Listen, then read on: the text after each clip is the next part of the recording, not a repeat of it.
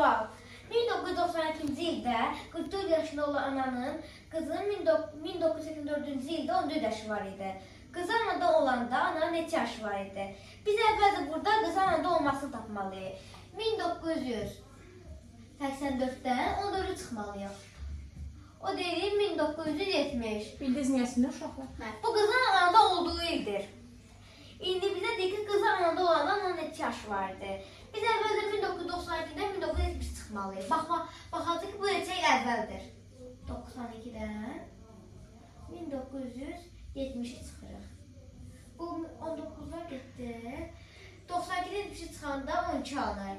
22 alınır. Demək bu 22 il əvvəldir. Ananın 44 yaşı var imiş. 44 ildən 22 il çıxanda 22 eləyir. Cavabımız da 22 eləyir. D variantı. Uşaqlar başa düşürsünüz.